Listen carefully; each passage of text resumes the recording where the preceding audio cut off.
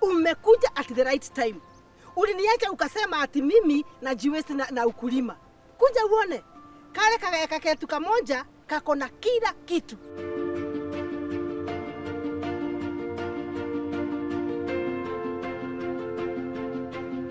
Jione.